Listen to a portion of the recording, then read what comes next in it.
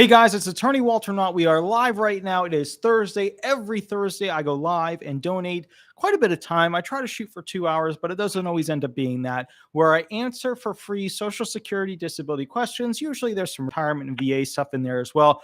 But with that said, we're going to try to keep calls to about 5 minutes. I've got a little alarm clock, clock on my computer that's going to help me. We're going to do this as we always do. Today is, of course, I just want people to know the day 3/23/2023.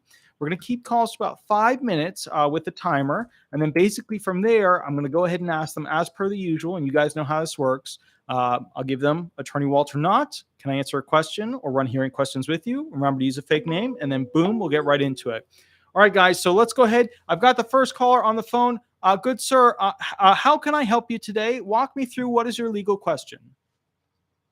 I'm 62. I'm going to be 64, and I'm on SSDI. Mm-hmm.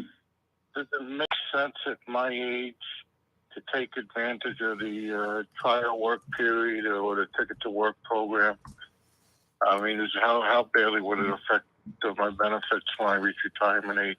I mean, the reality is this: they're not going to let you onto it because the bottom line is their expectation is that if you're going to retire in that amount of time, the 5-year ticket to work program is usually for a 5-year interval. I mean, I've seen people rejected because they're too close to retirement. So kind of the bottom line here is if you can get onto it, cool, you'll ride that into 66, 67, whenever your retirement age is. But they're very unlikely to go ahead and give you that ticket to work program because the whole point of it is 5-year interval, you work and then basically earn into a job that you don't need disability benefits in order to go ahead and survive. Yeah, and then with the so if I just did the trial work period with the reason I'm asking this is because the cost of housing got so high that it's becoming impossible to survive off the SSDI. So here's what I would say, just to kind of solidify things. Are you looking to earn around $500 more a month, $1,000 more a month, $1,500, $5,000 a month? What are you looking to earn extra? I don't know, 1,000, whatever I can make. I mean, it's hard to say. How many of your 9-month trial work period have you used so far? I don't think I used any yet. Okay. All right. So the bottom line is this: you're going to ride your 9-month trial work period, but you're going to set everything up ahead of time so that when you get that first paycheck, that paycheck is all together in one paycheck. You get what I'm saying? When that thing comes in for that one month, I can't. Yeah. What I'm saying is get everything set up so that when you get that first paycheck, you get a lot of money. Do you understand what I'm saying? Yeah. That way, when you use your ticket to work program, that's when you use your 9-month trial work period, you're going to trigger it in the $900 range. But then it's okay because you had a lot of money come in. Right. Get what I'm saying? And then, are you trying to say make as much as you can? Kinda. All right. Call me at some point. Here's the deal. Some jobs allow you over a period of time to then get paid during 1 month. Let's call it like you were working and then all of your commissions paid during that 1 month, right? Yeah. And you had a big payment on that 1 month, and that was really good because the commissions came in on that month. Do you get what I'm saying? And then what about the remaining months then? You don't get what I'm saying. All right, here's what we're going to do. You're going to call me next Tuesday. You're going to call me. I'm going to explain it to you. That's what we're going to do. All right. Next Tuesday? Yeah, next Tuesday, give me a call. I'll walk you through it. All right. And at this time or Oh, no, like during the normal hours, like 9 to 5. Just call me and I'll walk you through it. It's no biggie. Yeah. I can't tell you how much I appreciate it, Walter. I really do. I mean, you're the only one out there who gives advice. And I appreciate it. But let me do this. Let me get to the next caller. I will catch you on Tuesday, and we'll go from there. Thank you. I appreciate your time. Thank you, good sir. Have a wonderful night. Bye-bye. You too. Bye-bye. Bye-bye. Okay, guys, we're going to get to the next caller. One moment. Keep in mind, we had a few people already who were scheduled. So we're going to get through those first. And remember, 5-minute rule applies. We're going to get through each one of these calls within 5 minutes. Hello? Hi, this is Attorney Walter Hnot, Disability Resolution PA. We are live on YouTube. Would you like me to answer a specific question, or would you like me to run hearing questions? And remember, use a fake name throughout this process. And we're going to try and do this call in about 5 minutes. Go ahead. All right, sir. I called you the other day. I draw Social Security disability. Okay. My son is 16 years old. He draws it off my disability. Okay. Is he allowed to work and continue keeping his check? So he's on disabled adult child benefits, correct? He draws it off my benefits, yes. He's not disabled. He draws it off my disability. Okay. Because So he's a minor. Okay, I gotcha. All right. In most situations, when the child receives an auxiliary allowance benefit, where they're like, 0 to 18 years, although there's a restriction at 16, but when they do that, usually they're able to go ahead and work and earn income and receive. Right. However, there's a lot of little caveats to that. And I don't know exactly which program he's on. It sounds like auxiliary benefits. That's where they pay the kid when they're young and their parents are disabled. Is this a situation? Is this that situation, or is this something else? Yes, sir. Like I signed up for Social Security disability, and when he became of age, they put him on my disability.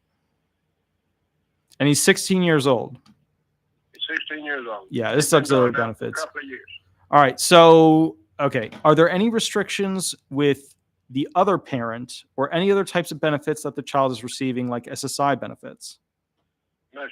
All right. So is the child receiving any other form of benefits? No. Okay. Is the child interacting in any way with VA benefits? No.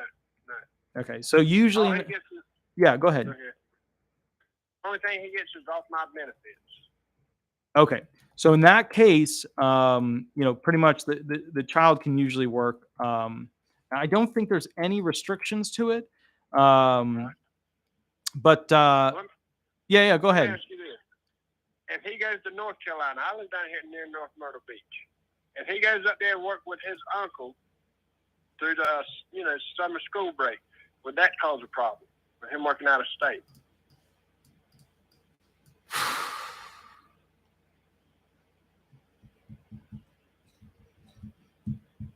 All right. Is the child, and the child isn't being adopted by anybody else, right? During that period, he's your child and remaining your child, right? Right. I have a birth certificate. Yeah, I'm his father. Okay. So in that case, it shouldn't be an issue. There's so many caveats because, okay, so what these are they're benefits, they're monthly benefits that basically are payable to your family members when they fit into a certain, in this case, young kids. Right. And usually it's 16 and under. That's usually what they're getting. And I'm assuming you were found disabled while he was 16, correct? I was just found disabled like in 1990. I've been drawing it ever since 1990. Well, then and why? My daughter came on it before him because she's like 31 years old now. But once they took her off, they put him on. How many kids do you have? Just 2. All right, now that makes me question what program. She has a flooring company. She don't get nothing but for what she works for and earns down here. She got a flooring company. But my son, he's 16 years old and wants to work, but I don't want to mess up this check because that'd be hard for me to lose $695 is what he gets, and then I can't come up with that money to pay my rent. Okay, so all right, so here's the deal. It doesn't sound like there's anything at all that would be problematic with this child receiving these benefits. I'd have to check into it more because the last time I read the statute on auxiliary benefits for children was I think it was 8 years ago. So I'd have to look into it and specifically see. Email me all the things you want the child to be able to do. Like you want the child to be able to work. You want the child to be out of state for over 6 months. You want the child to be able to... No. Just 2 months. Okay. Summer break. Okay. Email that to me and I'll make a video about it and I'll go through the statute about that because I haven't read that thing in forever and a day. So I don't think that you're going to have any issues. For those people who are watching on YouTube, kind of the bottom line is this. When it comes to auxiliary benefits, when somebody becomes disabled, the understanding is that if they paid into the system, the children that are under a certain age can usually tap into it. But what's odd about your situation is that you had a 30-year-old receiving auxiliary benefits. Is that what you were saying? Well, no. She started receiving when she was like, I think she got them for 2 years, and then they were gone. Okay. Because she was over 8, and then he was younger. She's 31, just turned 32, and he just turned 16 March 19th this year. Okay, gotcha. So yeah, in that case, yeah, that makes sense. They were both on auxiliary benefits. She aged out when she hit 18, and then basically you're looking at the same situation with him. So that's fine. Right. Okay, cool. Email me. I'll make a video about it. I have to read through the statute again because I don't want you to go ahead and put the child through something. And remember, the SSA is being very aggressive, creating laws. If you go back to work or you do this or you do that, then somehow benefits or their auxiliary benefits will be reduced. And this is something that is within that kind of thing that they want to change. So I would say this, let me research it and then I'll do a video on it. Yes. Okay. When should I be looking for that? I watch you all the time, because you seem to be pretty knowledgeable about what's going on. But I did talk to attorneys down here. One said I would lose my benefits, and I talked to this other group. They said that guy don't know what he's talking about. No, you would not lose your benefits. You would not lose your SSDI benefits as a result of your child working. That's moronic. Right. That's not moronic. It's just it's moronic. That's wrong. That's 100% incorrect. Right. So the guy said he was crazy. Yeah. But even being an attorney. Yeah. Right. Hey, okay. Well, I'll go ahead and put some stuff down, and I'll email you, and then I'll start looking.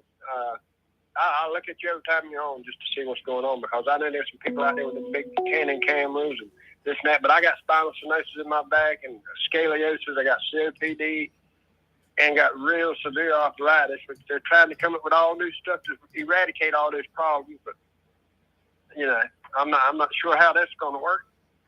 Yeah, I hear you. I tell you what, let me get to the next caller. I will catch you a little bit later, good sir. Yes, sir. You have a blessed day and have a good night. Thank you, good sir. Bye-bye. Bye-bye. Guys, I want to thank first, real quick, Xander Sexton. And I want to go ahead, who donated basically, he donated 99 cents. The next one is, and I know who this is, and I got to catch up with him so badly. He donated $2, totally anonymous, and I appreciate that. I think I know who that person is. And again, another 331. Very cool. Very cool. We've got the next caller on the phone. This is Attorney Walter Hnot. Remember to use a fake name throughout this process. Would you like me to answer a specific question, or would you like me to run hearing questions? What is your legal question? Go ahead. Hi. I have applied for SSDI and also SSI. I was told that I had enough credits that went through 2016 or 17, and that from then on it would be SSI. My question is, if they don't approve the disability, do I lose those credits, or do those go forward if I'm still trying to appeal or reapply?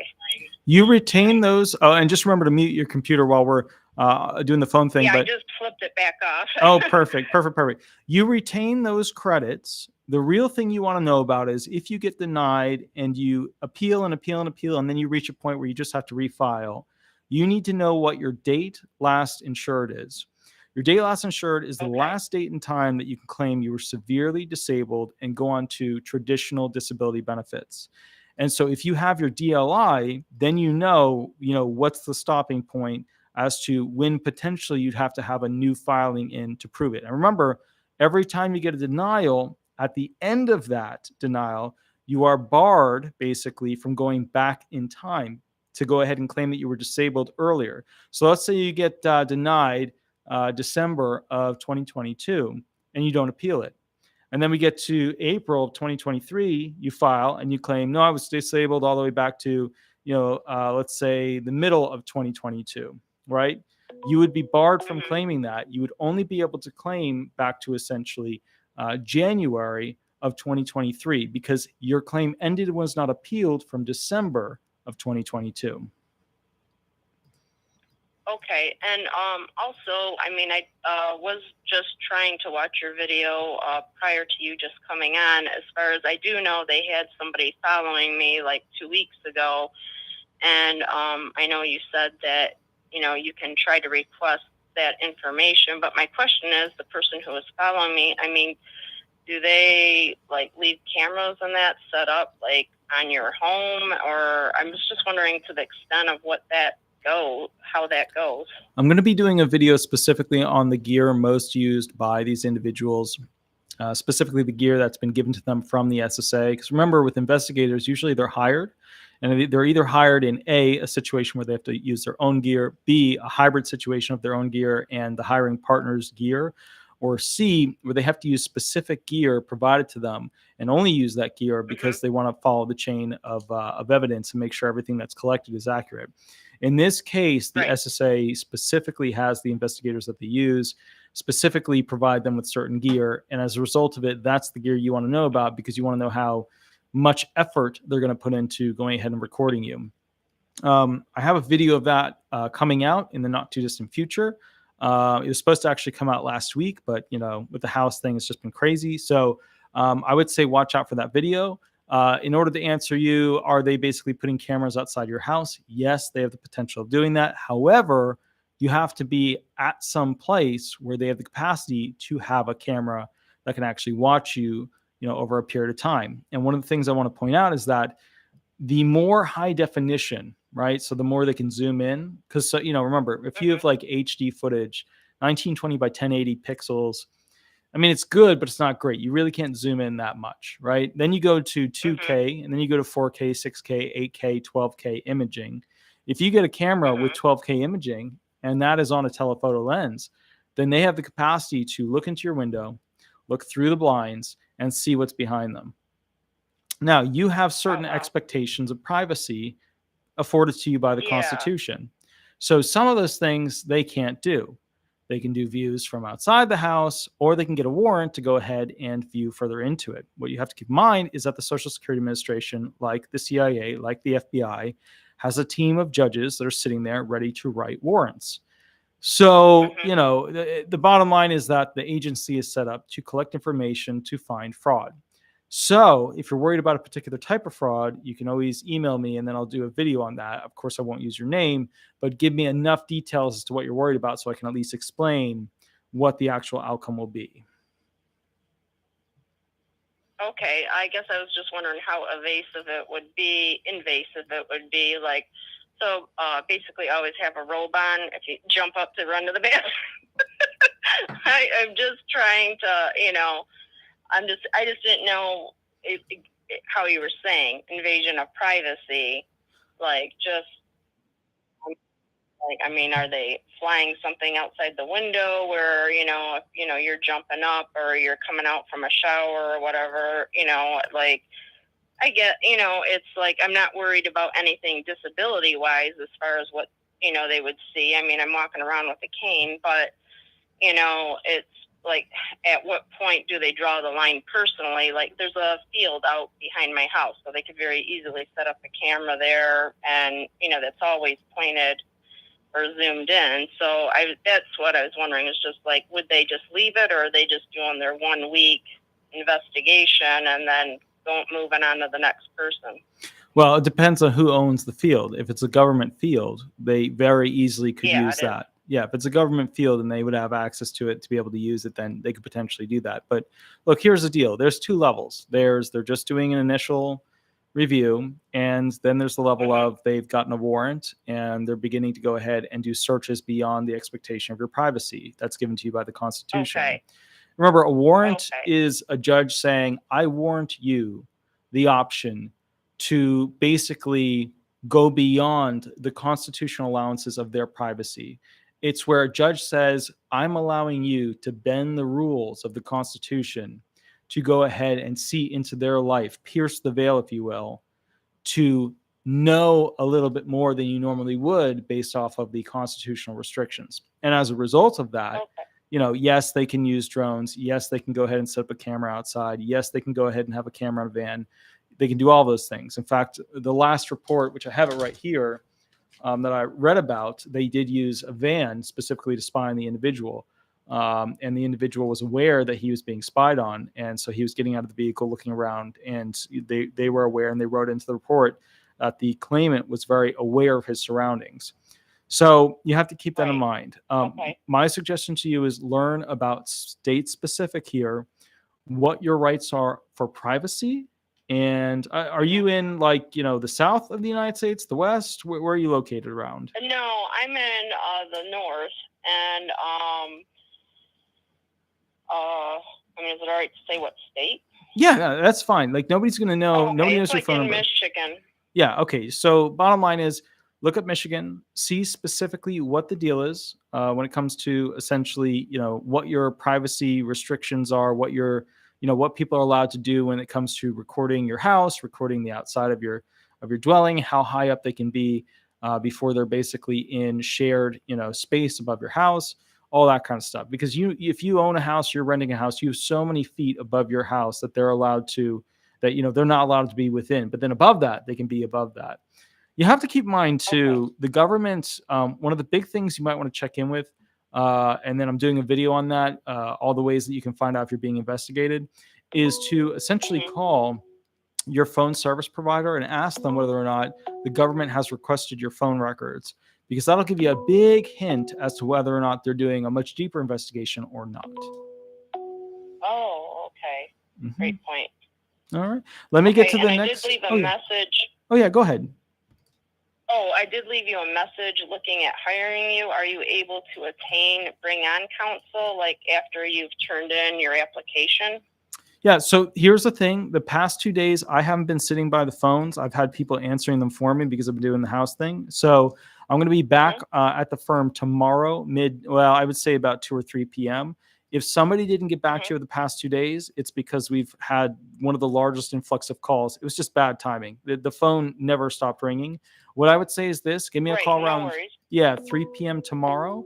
They'll probably catch up to you before that. But if you get them on the phone, just say, hey, I'm going to reach out to Attorney Hnot around 3 p.m. Just catch up with me then. And then basically we'll kind of go through the claim details and see if it's a fit and basically if we can win it. But make sure that when you call, these are the things I need you to have kind of written down ahead of time. So grab a piece of paper right now and I'll let you know what I usually ask in the first phone call. Okay. First phone call questions are, let me know when you're ready. All right. Yeah, just reaching for my pen. Yeah, no worries. Okay, go ahead. Number 1, what are your top 5 most severe disabling medical conditions? Number 1, what are your top 5 most severe disabling medical conditions? Number 2, what are 2 symptoms per each medical condition? What are 2 symptoms per each medical condition? Number 3, when did each impairment begin and when did each impairment become severe? Number 3, when did each impairment begin and when did each impairment become severe? Number 4, what medications are you taking and 2 side effects per each? Again, medications and 2 side effects per each. Number 5, what were the jobs that you've worked within the past 15 years and what functions at those jobs can you no longer work? Once again, number 5, what were the jobs that you worked with in the past 15 years and what are the functions from those jobs that you could no longer do if you were required to do them today? Great. Perfect, madam. I will catch you around 3 p.m. tomorrow. I'm Eastern Standard Time, so whatever your time is, just around 3 p.m. Eastern Standard. Thanks so much, and thanks for all you do. Absolutely, madam. Have a wonderful, wonderful day. You do the same. Thank you. Bye-bye. Good luck. Oh, thank you. On your health. Thank you. Thank you. Thank you. I'll catch you later. Right. Bye-bye. All right. Bye-bye. Bye-bye. So guys, what's happening with the house is tomorrow I basically go into assessment mode. The assessor is showing up, going through the house, testing every single electrical outlet, walking around the roof, doing the whole shebang. I will be there and present. After that, I'm going to take a big sigh of relief, a break. And then basically somewhere at the end of next week, I'll be closing. So if I have to fix anything or do anything or get anything caught up on the house, I'll get it done during that period to make all the loan people happy. That way we're good to go. Let's go to the next call real quick. All right, now, let's see. Okay, let's see what we got here. Okay, taking the next call. Here we go. Boom. Now, remember, we're going to keep these to about 5 minutes apiece. We're going to keep these to about 5 minutes apiece. Here we go. Starting the clock now. Oh, we'll start it once they start.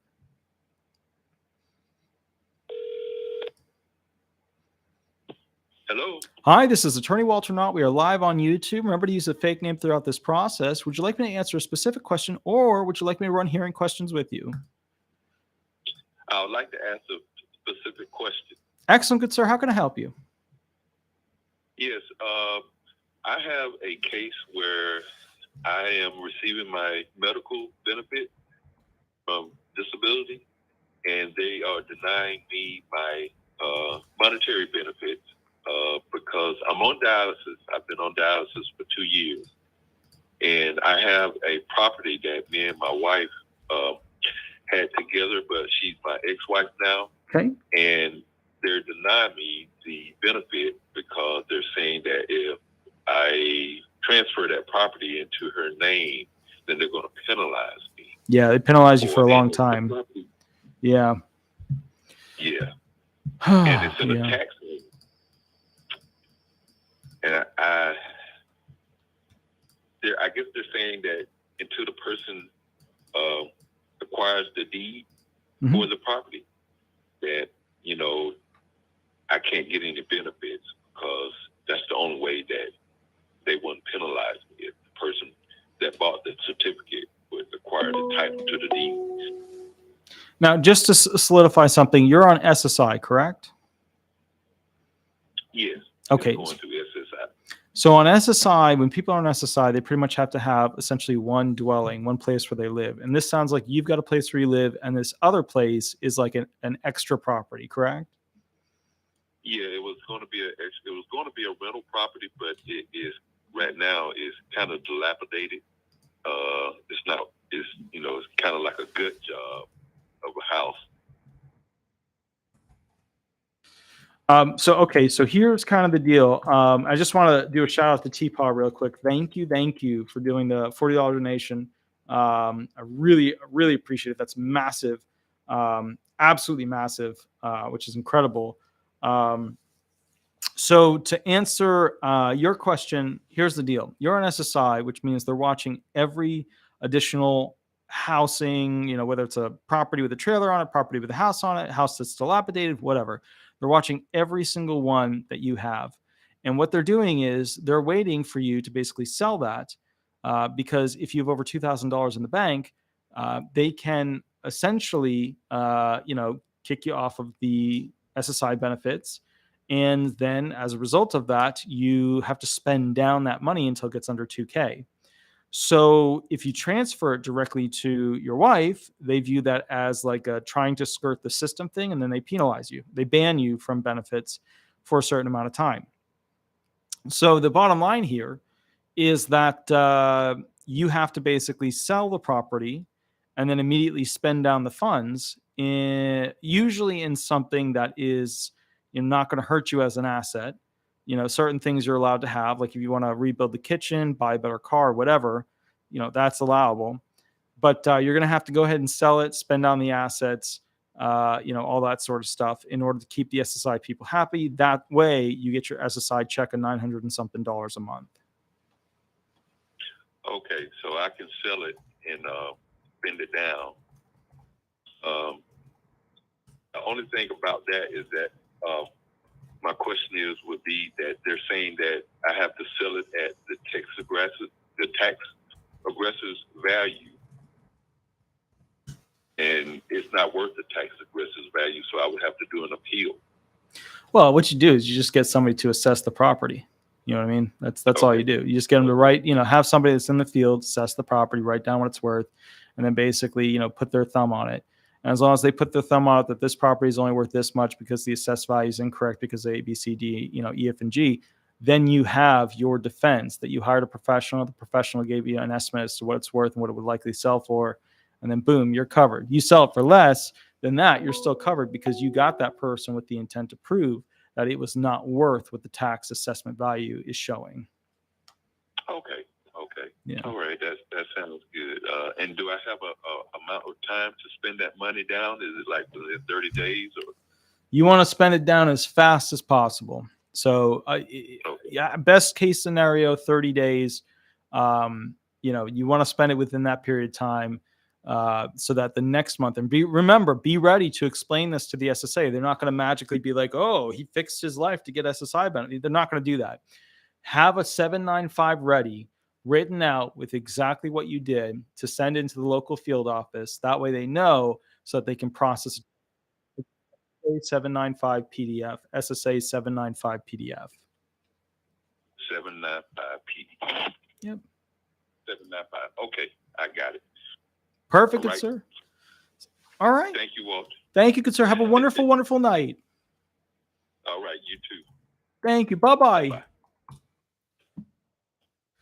Cool, guys. I'm going to go ahead and basically get a timer here started. We're going to wait for the next call, or I'll just click the thingy, and here we go. Perfect. And speakerphone. And are we ringing? Kind of? Yeah, now we are. Good, good, good, good. Here we go. Let's get the next person on the phone. We're keeping it to around 5 minutes a call. And again, T-Paul, wow. Thank you for that donation. That was massive. And you got to call me tomorrow. Just later in the day when I'm done with the house stuff. Hi, this is Attorney Walter Hnot. We are live on YouTube. Remember to use a fake name throughout this process. Would you like me to answer a specific question, or would you like me to run hearing questions with you? Just a question. Perfect. How can I help you? I've been at SSI since 18. Okay.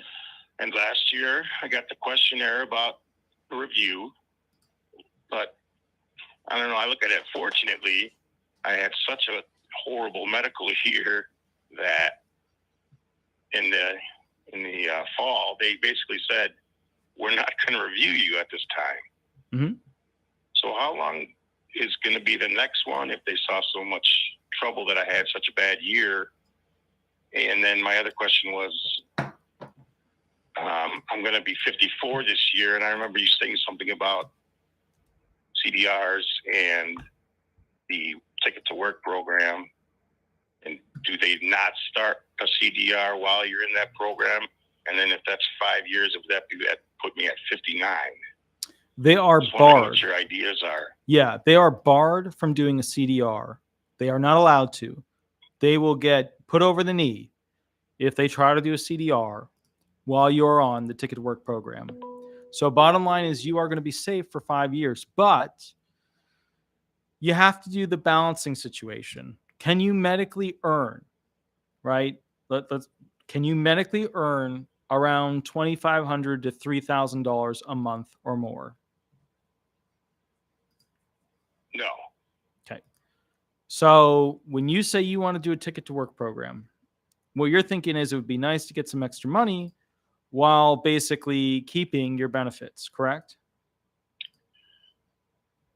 Yes, keeping my benefits and then keeping me kind of under the radar until I get closer to, 62.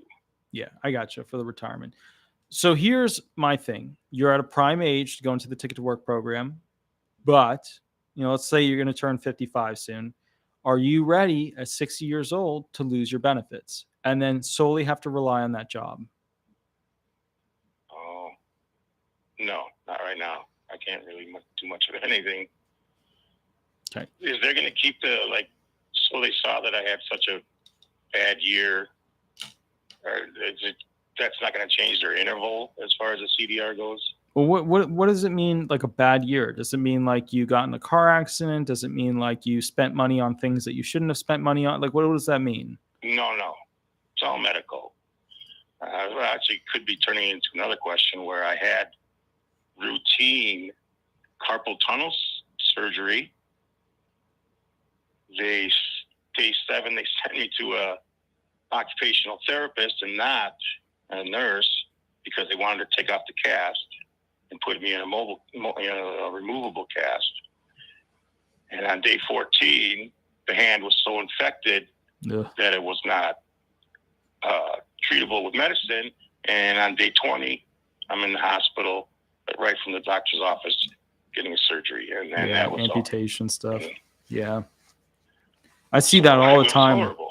Yeah. And the problem is too, if look, my greatest suggestion I can give you is to, after you get done with your, and I'm sure since you're out and you're calling, you're probably out of the hospital. But the bottom line is, the greatest suggestion I can give you is seek medical attention from another hospital, because you want to get as many opinions as possible. Because I have a lot of claimants, especially, I don't know what it is, a lot of claimants in Bithlo and a lot of claimants in Christmas, Florida, where they get a lot of amputations as a result of these infections. And it starts out as a little thing, and then all of a sudden their leg is amputated up to their knee, above their knee, hitting their hip, part of their buttocks. And I mean, it's bad. So my suggestion is immediately get a specialist or get another emergency room hospital to take a look at it, because I don't know what the deal is. I mean, these hospitals, and maybe that's the problem. Maybe like my expectation is that they're going to catch the medical problem, but a lot of the times they, Let me ask you this. I mean, is there any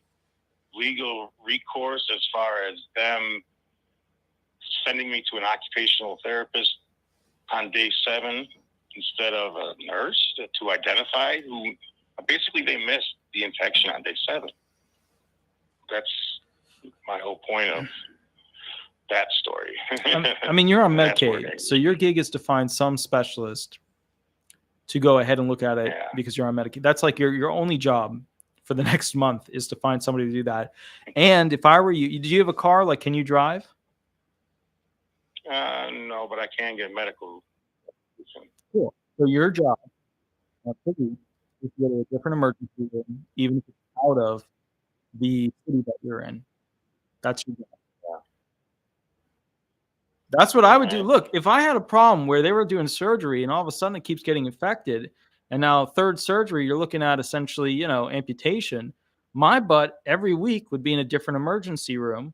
I'd stay over for 3 days, let them try and figure it out. One of these emergency rooms is going to have a doctor that's on their way to becoming a specialist, and you want that person. All right.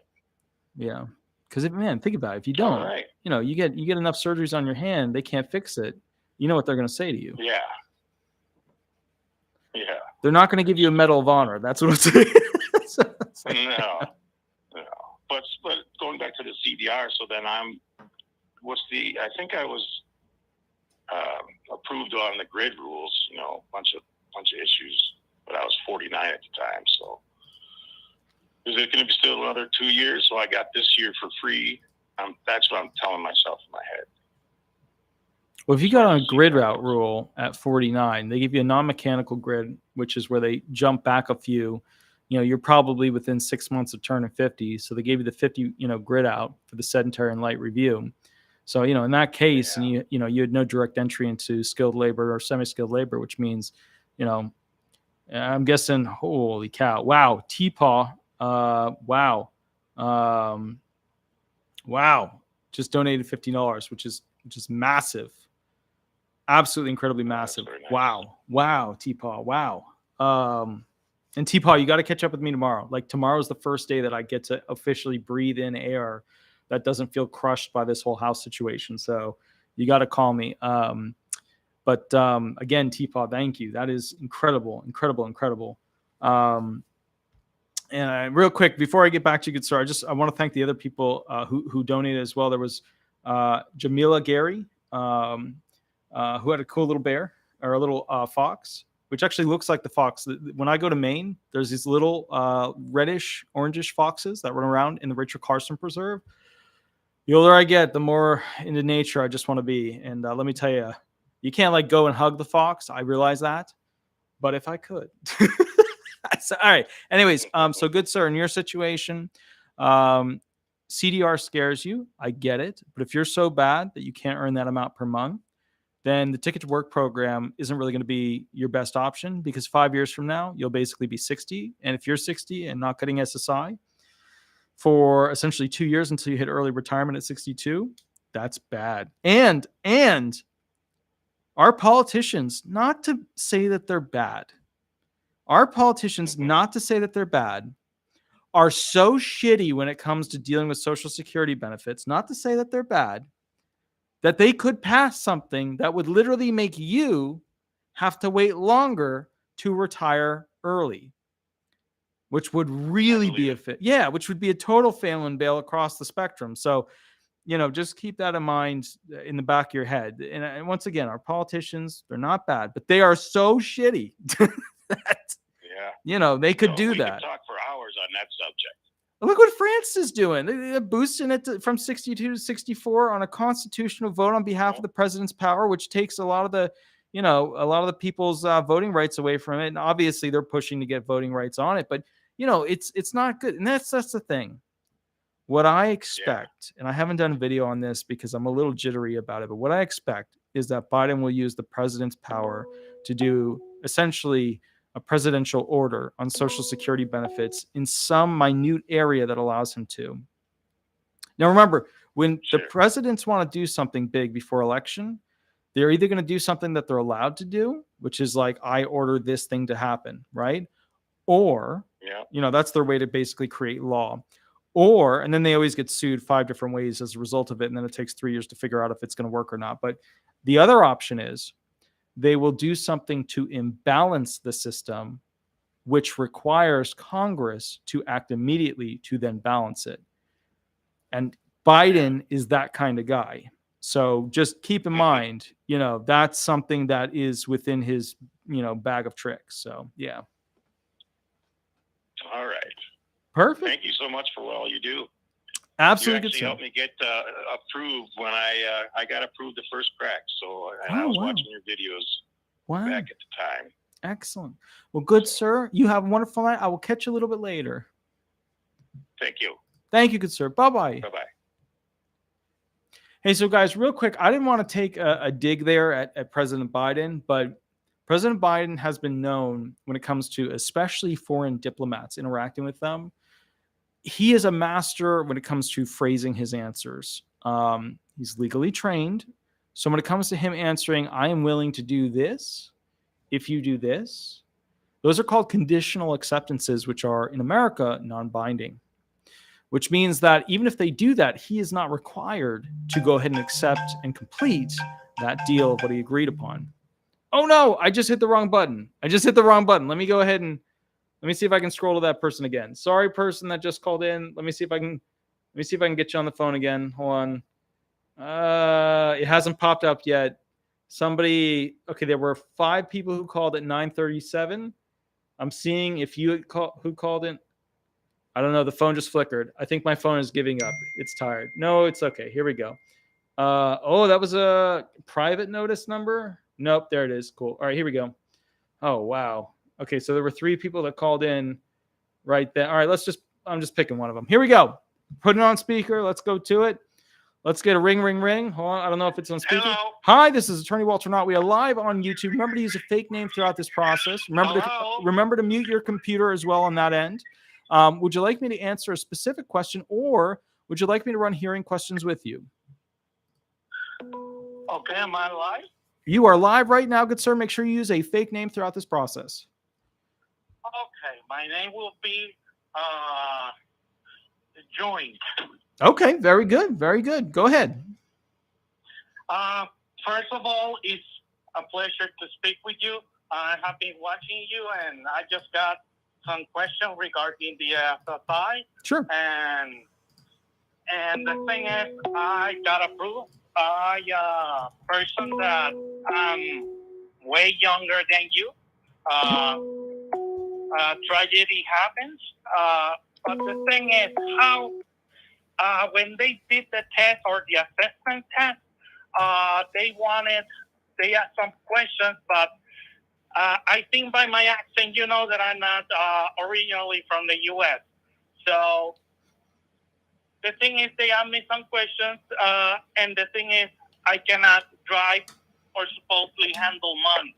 They didn't ask for that information from the doctors, so I would like to be able to drive, which I'm willing to do. What is happening is that when I have to call and say things like this, or I just want to get more information, it's like you're guilty until proven innocent. And watching you have alert me somehow in knowing that they're not there to serve. They're just like looking for something to get me on, which is horrible for my condition because, the CDI, the thing that you have stated, I thought that my sister or the person that helped me was going crazy because there were cars following us, and sure it did. It's proven that they're checking on me, which I would have liked to have known. So the question will be, how can I get to drive without them penalizing me, or they're inventing that I'm a liar, basically? How do they restrict you from not being able to drive? Because they can restrict you with payee status. They can restrict things like that. But how did they restrict you from not being able to drive? Was it the DMV or was it the SSA? And how did the SSA go ahead and notify you that you weren't allowed to drive? Because when the thing is, when they went to a psychologist of the person that drives for you, they did some questions. And the questions were like, do you handle money or do you drive a car? And obviously I was without treatment for a couple of years. I was crazy for a treatment. I was not level-headed. And I told the lady basically, how do you expect me to drive if I don't have any money? How do you expect me to handle money if I don't have anything? Because obviously I'm sick. Like, come on. And that, and probably she wrote something. And that's how they're saying basically that I'm not able to drive. I have a payee, but I don't know, because since I'm younger than you, I don't know if they're looking for an excuse, but they haven't put me on notice, or they haven't given me any paperwork saying that I cannot drive. I just said I cannot drive because, heck, I don't have even a freaking car. Okay, real quick question. Do you have a driver's license? Do you own a car? Do you have insurance on it? No, I don't have a car, nor insurance. Okay, so you have not received an official letter from the SSA restricting you and your ability to drive, correct?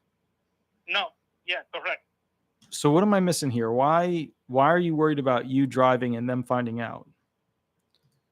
Because I told them that I could drive, and basically the person, when they accept this, they told me that I lie on the assessment. All right. So basically, you're worried that a CDR is going to review you. And as a result of that, if they find out that you can drive, it'll some way adversely affect you receiving your benefits in the future. Yeah, because of some of this information. I just want to clear this out if there's a possibility and make things right. Okay. Which I don't know how they got that idea that I cannot drive. And I told them that I do have a license. And my record is very clean driving-wise. So here's what I would say, and then I think this is the simplest way to do it. Go to Google, type into Google, SSA 795 PDF. Again, SSA 795 PDF. You're going to print out that form, SSA 795 PDF. You're going to write on that form that you are able to drive, okay? And what you're going to do is you're going to talk to your doctor and have your doctor write into their notes that you are able to drive. That way, you're not going to get caught in a perjury statement saying you can't drive when you actually can drive.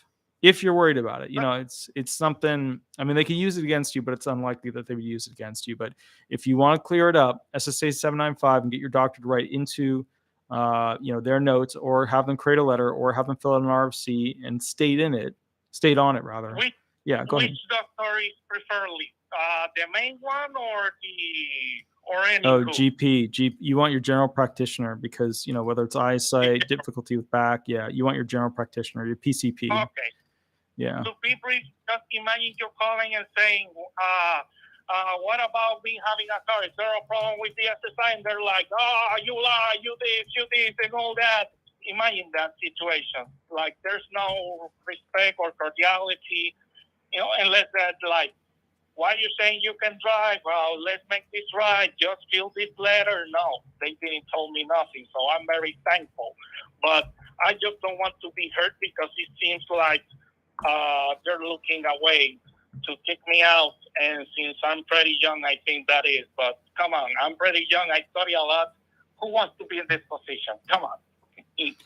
If you get what I'm saying. You're not wrong. I mean, the younger people left and right are getting these CDRs because they don't want to have to pay for the person throughout their lifetime. And remember, $300,000 to $500,000 is what they pay over the lifespan of an individual who's on disability benefits. And if you're young, they don't want to have to pay that check. They want to pay it if you're truly disabled. But remember, they get to define what truly disabled actually is. Okay, so you don't think if I did this paperwork can affect my situation, your experience? I mean, it might cause CDR, continuing disability review, but it's unlikely to. If you made the statement originally that you couldn't drive and it was a financial choice, you can clarify that and submit that in the statement. You know. And about the financial choice, because I have a payee which is ridiculous. How is the way to change that without affecting the situation that I am? Basically, that's my situation. It's just the driving part and managing money. Wait, so you have a payee, but you want to get rid of the payee? I would like to, because I just answered because I didn't think they would account this. I'm just disabled, but I want to have some independence because I don't know if I can count on my payee always. Or let's say they have a medical emergency and they have a service to drive people, but they have made me lose appointments because of it. So if you get it, having a car is not super cheap, but what is up? I need my health and my treatment, if you get what I'm saying.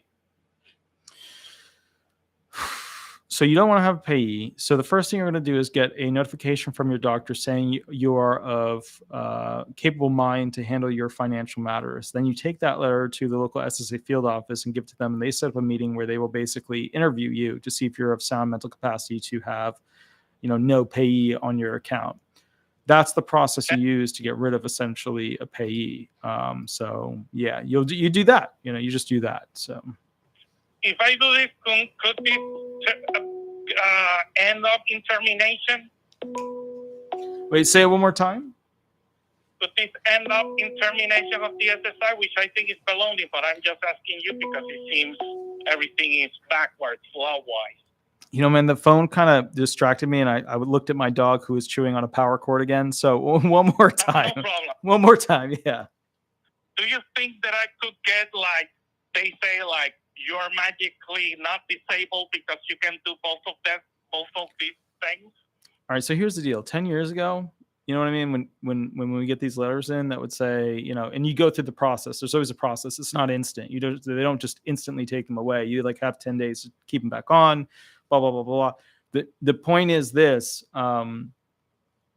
nowadays I'm seeing a much more aggressive Social Security Administration, and for people who are younger, I feel like it's tougher to prove that they are severely impaired because the doctors are scared as a result of the medication crisis and the massive amount of med mal lawsuits that came from it. So a climate and culture, if you will, of getting people off of disability benefits is becoming more commonplace than it's ever been. So yeah, I would say you might see something like that, but as a result of that, kind of the bottom line is, you need to be careful, correct whatever statements you want to, and go from there, Oh, yeah, about my disability, I'm clear about it. It's just that they're making little things bigger than they're supposed to be. Right. And I'm just worried to death because I need treatment. Otherwise, I could not be alive, if you know what I'm saying. Yeah, I gotcha. And I could be, and that would be, so you're stating basically that I have nothing to be afraid of. I'm not saying you have nothing to be afraid of, man. You know how this stuff is. It's the federal government. The federal government may knock on your door with a letter and say, hey, we've decided based on the medical changes in your record from what your doctors are saying that you no longer meet the severity requirements under the Social Security Administration's rules and regulations. I'm not saying you're safe. I'm saying correct what you see as a problem because you know about the problems that are in your record, Yeah, but no doctor specified that part. That is from them when they did the assessment.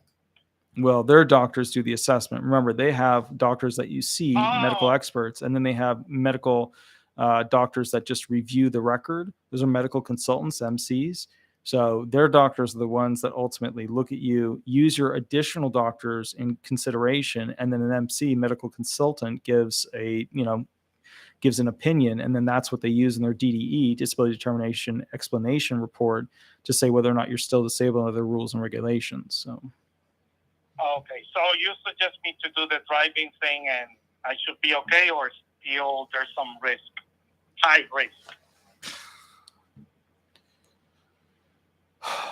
You had one doctor that you one time told you couldn't drive to, and it was for financial purposes, and the doctor didn't. Have you read the doctor's notes where they said that you can't drive? No, that's from them, from the SSI. All right. None of my doctor did that. All right. So the first thing I would do is get a copy of your doctor's notes from where the expectation is that says you can't drive. See what they actually said. Then from there, I would go ahead and if you need to follow up with a 795 statement to say, yes, you can drive, but you are limited with driving the following ways. You never give them that you could drive cross country or drive big trucks over the road. No, it will be just for basics. I cannot pull something like that. Yeah. Maybe on a good day, but you know what I'm saying? Just for the basic stuff. Yeah. I'm basically stuck at my home. Even if I wanted to go out, I'm not in that condition to do so. Gotcha. Let me do this. Let me get to the next call because we're way over the time, but I will catch you later and you have a wonderful, wonderful night. Okay. Thank you so much. Absolutely good. Thank you so much. You got it. I'll catch you later. You too. Thank you. God Bye-bye. Bye-bye. Perfect, guys. We're going to take, I think, one more, maybe two more calls because I got to get back over to the house, kind of finish things up before the assessment occurs. And then we'll kind of go from there. Let's see. Okay, so the next call we're going to take is this one. And here we go. Perfect. And speaker on. Here we go. Hello. Hi, this is Attorney Walter Hnot. Remember to use a fake name throughout this process. We are live on YouTube. Would you like me to answer a specific question or would you like me to run hearing questions with you? I wanted to ask you a question. Excellent. Go ahead. I will go as Katie. Okay. My situation, sir, is that I worked last January 2020. I was in an accident at work in a training program for the job, and I had to go through 2 surgeries on my knee, and I've had extensive damage to my elbow. Since then, that was January 2020, I settled a workers' comp case, which paid out monthly over the next 4 or 5 years, which is $1,200 a month is what I'm getting.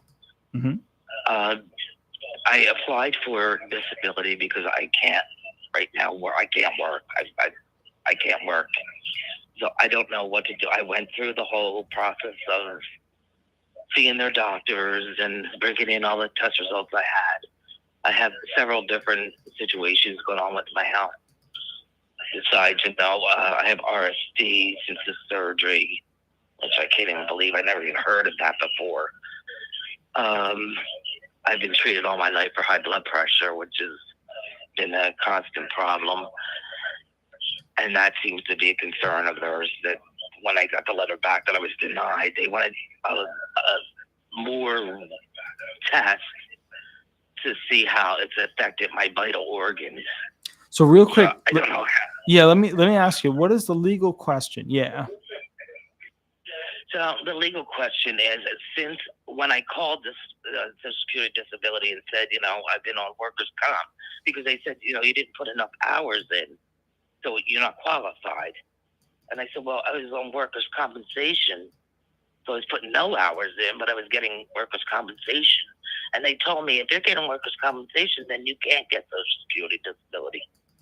Is that true?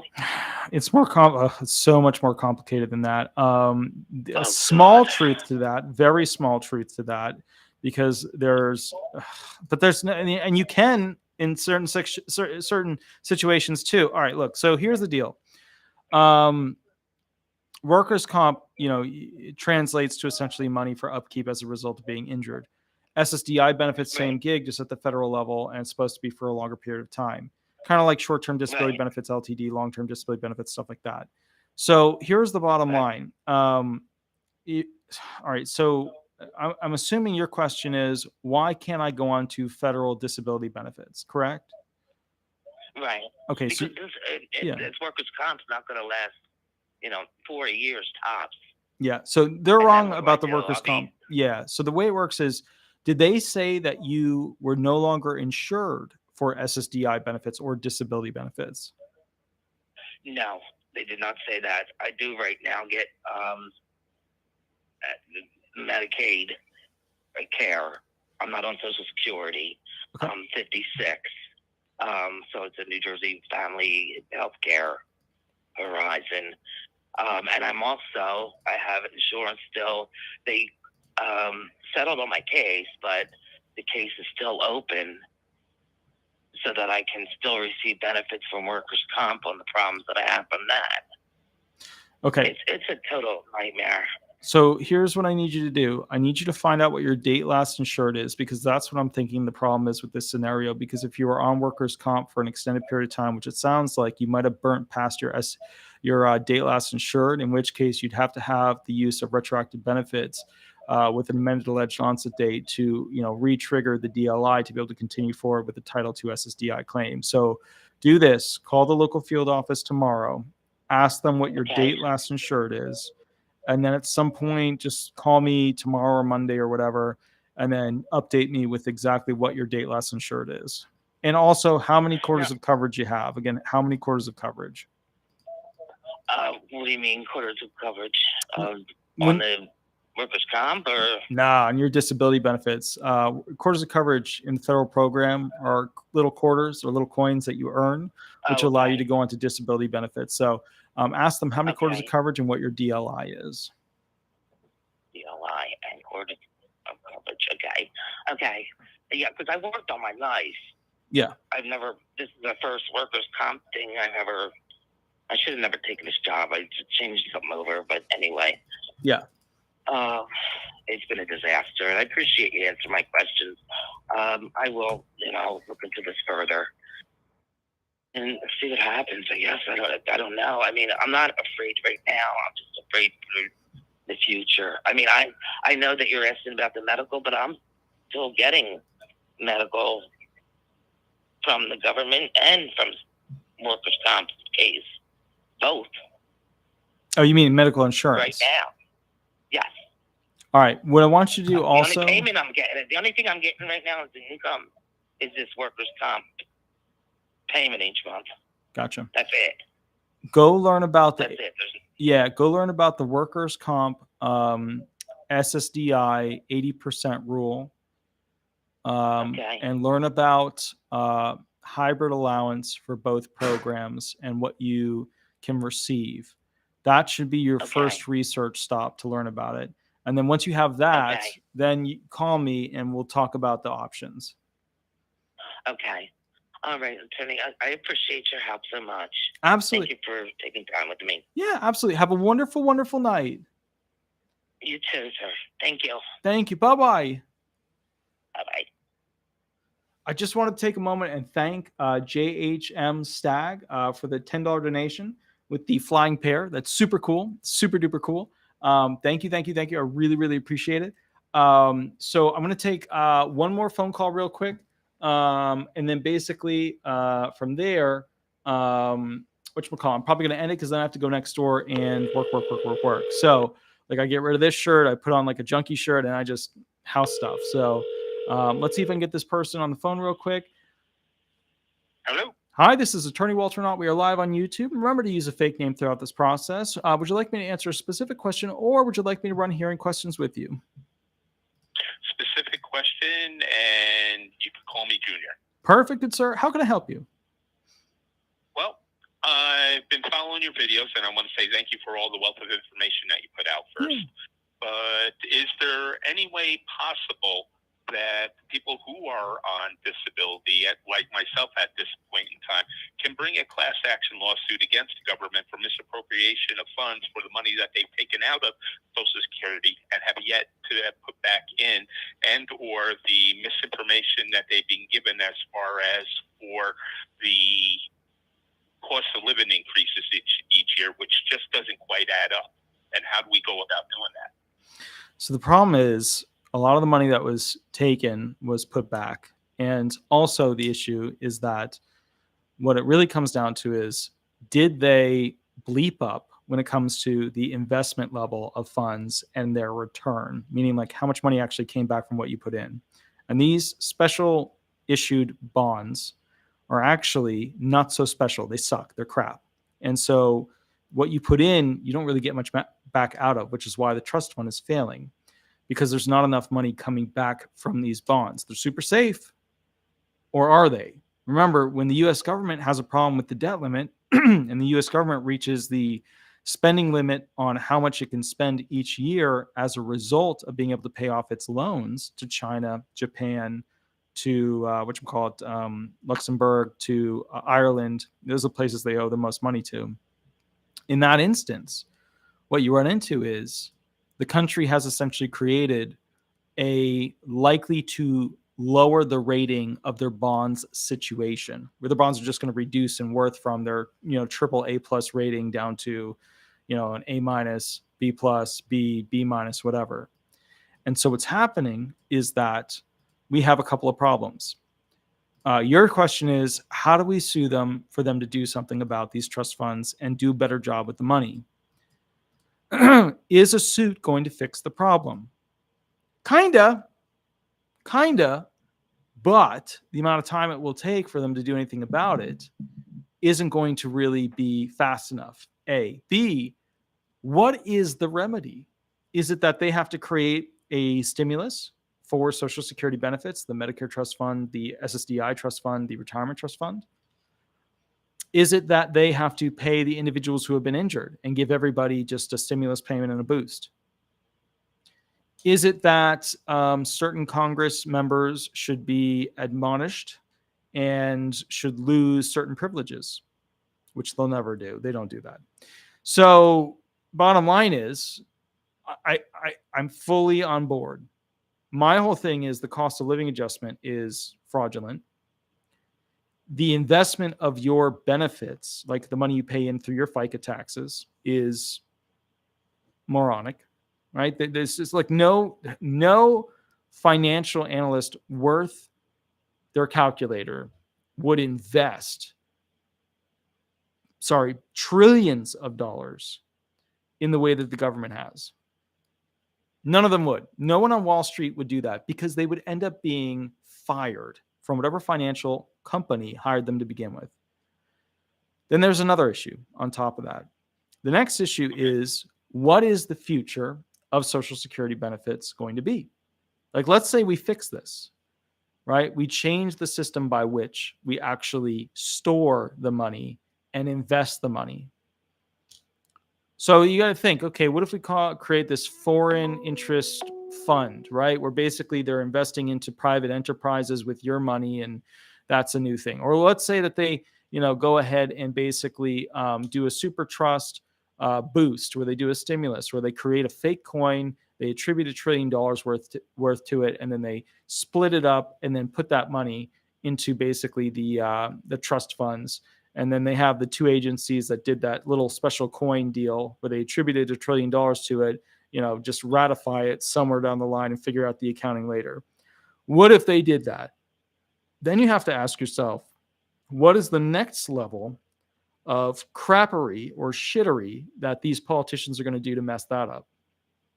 You've got Republicans out there promoting the idea of raising the age, lowering the benefits, creating new restrictions. You have Democrats sticking their head in the sand saying, we're not going to do anything, touch anything, yada, yada, yada. They're doing the la, la, la, I can't hear you, which is not good. And look, you could do that as a Democrat. You could do that until we reached this point. Like, this is it. The tipping point. Yeah, this is the year. This is the shit year. Like, if you were like, hey, what year did shit hit the fan? You would be like, oh, financially for the federal government, it was 2023, because they hit the debt limit, and the debt limit was at the breaking point, right? Because the debt limit is set by, the government, and it could be set at any point. But this particular debt limit is up against and a little bit on the point in which the United States government can no longer pay back the debt that they owe to not only the American people, but other countries, which means that when it fails, which means that when we have to borrow more money from other countries than the American people and super rich people, when it fails and we can't pay it back on time, that means our bond market severely degrades. And those bonds, which are already shitty earners, will go ahead and be even shittier very quickly, which means that even though you guys pay FICA taxes into special bonds, which are then converted, to pay out when they need to, their ability to pay out when they need to is based off of how well the U.S. is doing and how much trust people have in those bonds. And that's across the spectrum of stocks, bonds, all that stuff. So, and essentially the financial expectation of the federal government in the United States to pay off all of its debts will be kind of like Russia is right now, facing difficult times with how are they going to pay off things that they owe.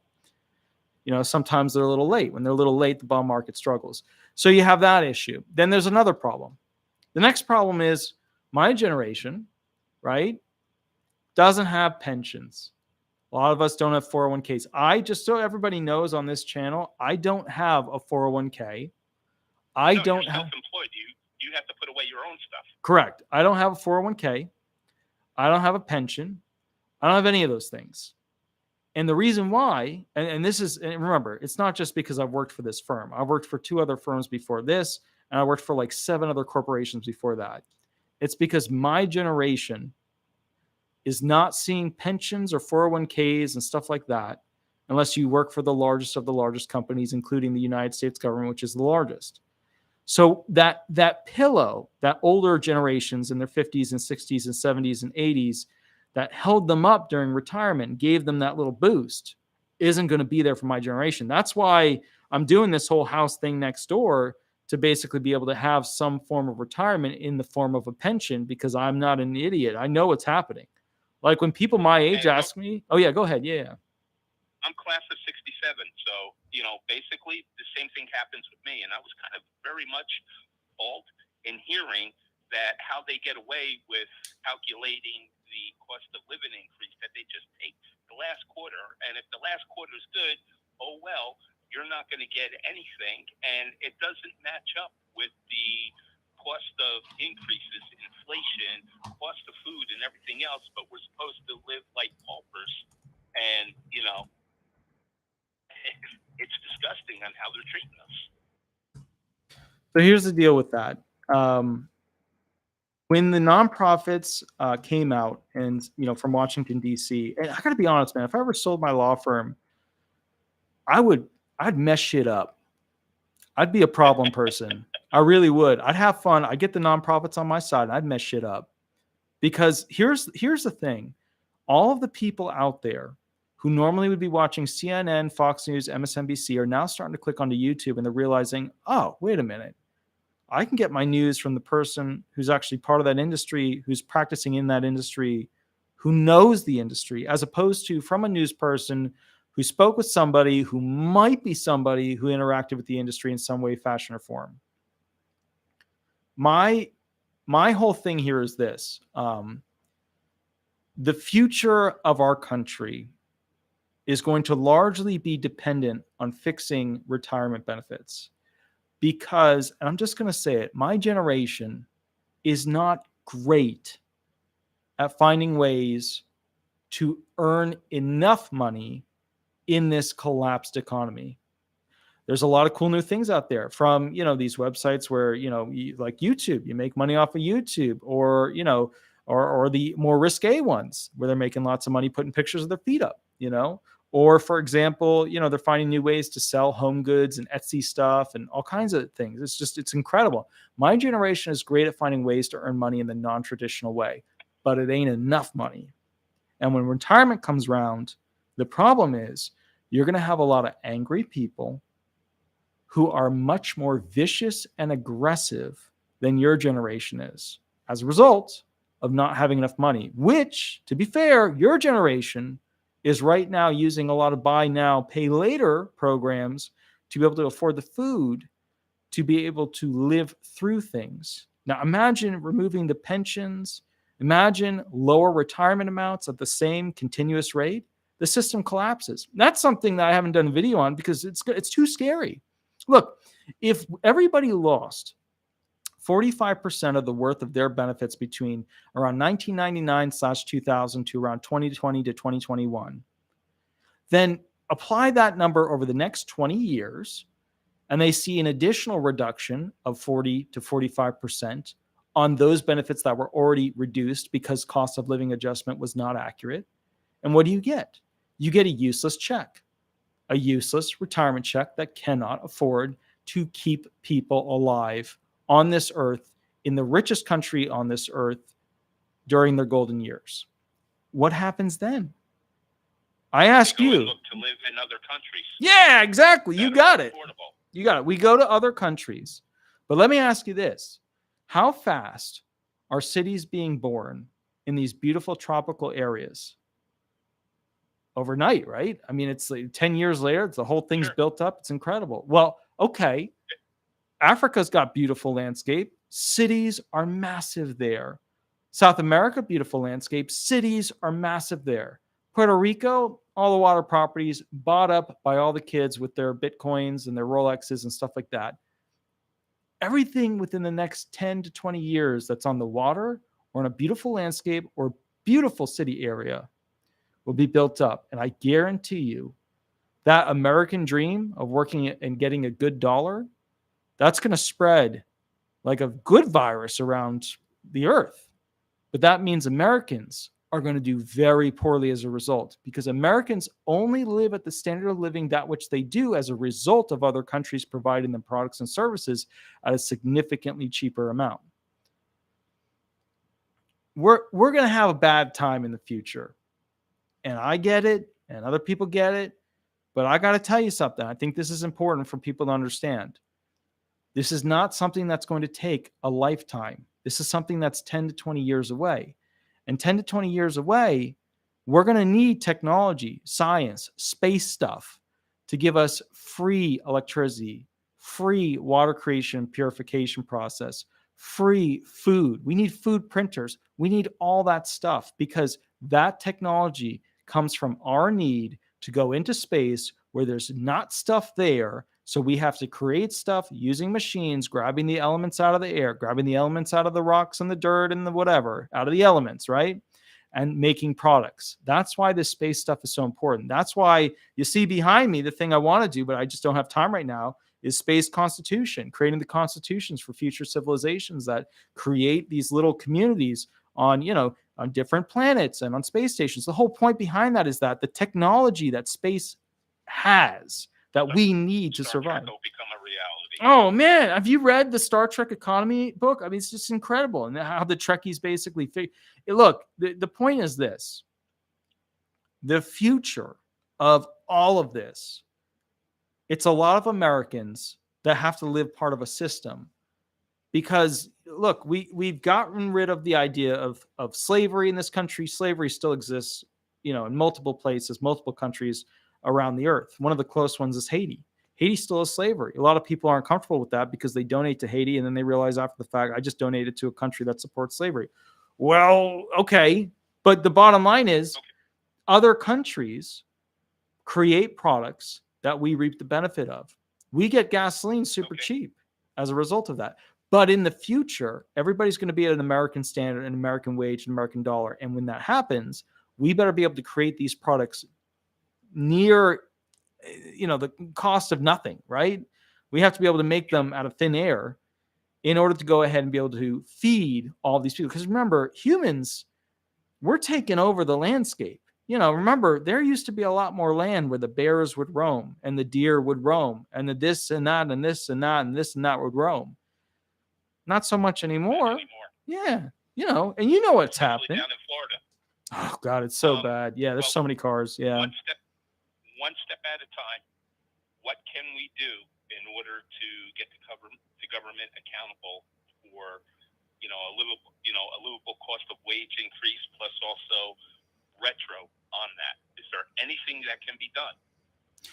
So first thing you have to do is you have to get in a senator or a House rep that believes in that goal. So you'd have to have me get fired from my law firm and then basically run, or somebody like me. The second thing you'd have to do is get a lawsuit going and get it up to the higher appellate levels of the federal court so that it's more than just, your little area. It'd have to be regional, circuit, or even the Supreme Court of the United States to then force other politicians on board to get the news cycle going.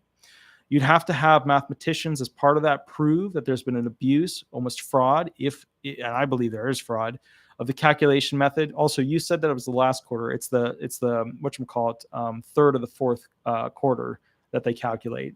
And as a result of that, basically, bottom line, you'd have to have mathematicians provide documentation to show the way that they calculated was incorrect. And then you could maybe take it to the next level to show it was intentional. You get that, you're going to have a lot of leverage against the federal government, which is usually an unbeatable machine that has protections in place so that they don't owe you stuff, or that you can't sue them for gross, this and that. So you got to go that route. The next thing is you have to have a grassroots movement of people of all types, sorts, cultures, whatever. You have to get AARP on board as well to fund something like that, push it forward. You have to have a solid bill pre-written that you can submit to go ahead and get people on board with it.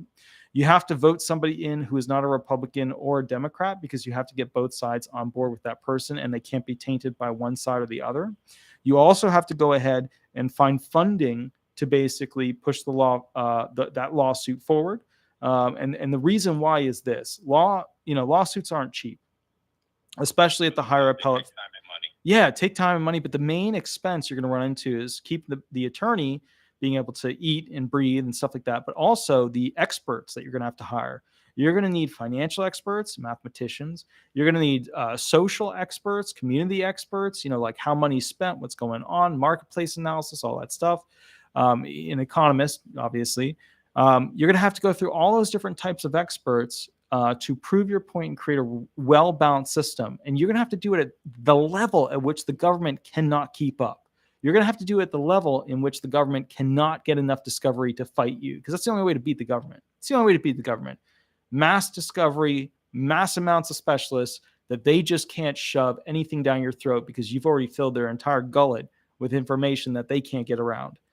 So you would have to have a legal team put together for that. You'd have to have politicians put in that are with that agenda. And the politicians can't, I hate to say this, but a lot of people are like, just pick Bernie. Bernie ain't doing anything new. Bernie ain't doing anything exciting. Bernie ain't doing anything that's going to change the world at this point. Bernie is on the slide to retirement. So I like the guy. He could be around much longer. Right, yeah, he's also aging out. I like the guy. He's got very interesting ideas, but and somebody just donated $5 at Mont Blanco. I appreciate it. I don't have my Mont Blanc on me, but it's just, that's good. And I know that person who's donating, I know this person. They're a good personal buddy of mine. So, and I literally call them sometimes in the middle of the night, bitching about the problems, and then he'll listen and then provide me some feedback that keeps me grounded, because I get angry at the government. I think one of the interesting things is that I know that some of the highest level people in the Social Security field and above have seen these videos.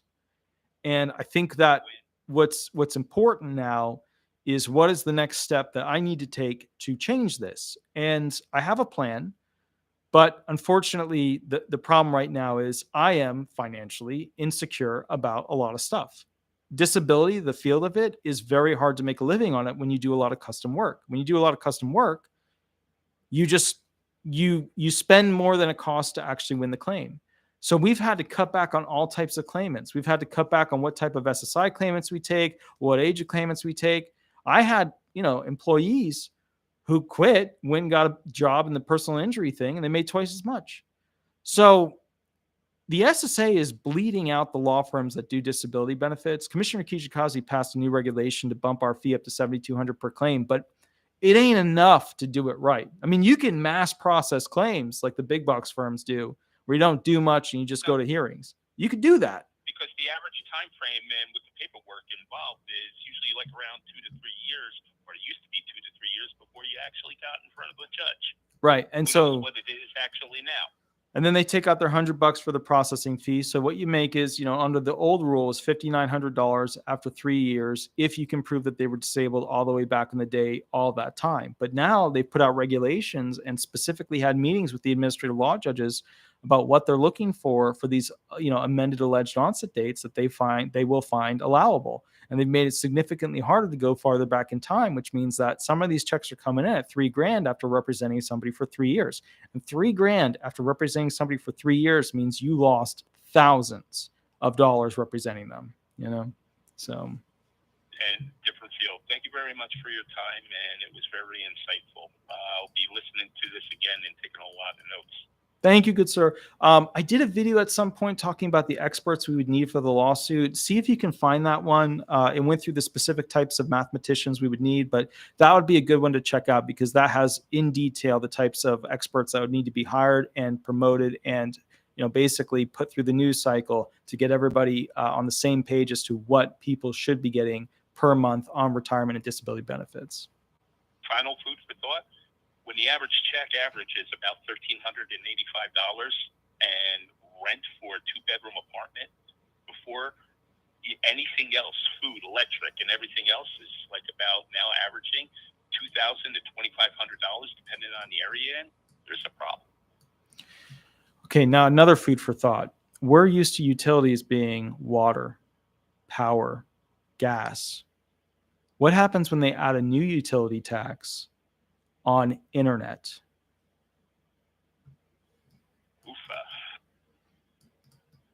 Just keep that in mind. Remember, we're about to start getting into a new driving tax, which is not on you paying gasoline tax, but on you just driving miles, where they digitally take from your car the amount of miles you drove and then taxing you more on top of that because of where you had to go, therefore making jobs that you have to drive to less desirable, which are most lower end jobs where the people have to go work at a specific place to interact with the general public. Yeah, anything to make a buck or create more revenue for themselves. Thank you very much, and I hope that you have a good week and a good evening, sir. Thank you, good sir. Have a wonderful night. I'll catch you later. So guys, I'm going to go ahead and end the video right there. I hope you're all doing well. I want to thank everybody for participating in this. It's absolutely wonderful. Tomorrow is going to be it could be super stressful day. It could be super stressful day. It could be a de-stressing day. I don't know. I'm going to go work for the next 4 hours, basically next door, do as much as I can, keep pushing. Look, the house was in worse than rough condition. We're talking the trees grew into the roof. Trees that grew into the roof. We're talking walls that had to do full reframing. Okay. We're talking, I don't know, maybe 45 trees that were very large that had to be trimmed. I mean, I literally was in the bucket of a front loader with a pole saw cutting trees just to get up high enough. So, if you're ever wondering like, what does he do on the weekends? A lot. But that's because I'm afraid. And I'm afraid of what this whole Social Security system is going to become. And I'm afraid of essentially how I've been. Let me final thought. I have committed financial suicide with continuing to work in this industry, with creating that much custom work to try and represent people at that level. Sure, we get a lot of referrals of clients calling us. We do. But Social Security disability law makes so little money that if you do custom work, you almost or do lose money per claim, which means it's very hard to attract and keep talent, employees that are good at it for multiple years. What happens when you get the best Social Security disability attorneys out there? Not saying I am, but there are other ones out there, right, that are in existence saying, I want to do something else. That scares me. So anyways, guys, I will catch you a little bit later. April Galton, thank you so much for the $5 donation. I love the little NES controller. That is the Super NES controller, which was the second generation. So I'm not going to take any more calls tonight, but if I missed you and you absolutely got to talk to me, just try and catch me basically like later in the day tomorrow or maybe over the weekend. I love that controller, little injured NES controller. So when I grew up, I had the Nintendo. So, okay, let me tell you why my childhood was amazing when it comes to gaming. I grew up in the era of when the first Nintendo came out and I was playing the first Mario games. This is what I like to call the golden era of being born into video games. Absolutely incredible.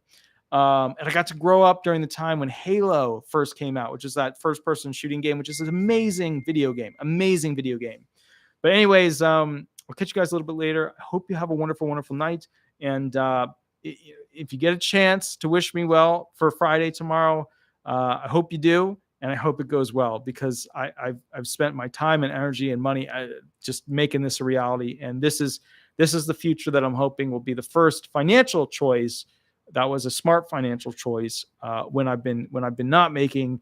I've been helping people, but it's it is what it is. That's what I keep telling myself. It is what it is. Anyways, I'll catch you a little bit later. Have a wonderful night. We'll go from there. Thank you to all those who donated. T-Paw, massive donations. Super appreciate it. You got to call me tomorrow. I'll catch you a little bit later. We'll go from there. Thanks so much. Bye-bye. Bye-bye, guys. Bye-bye.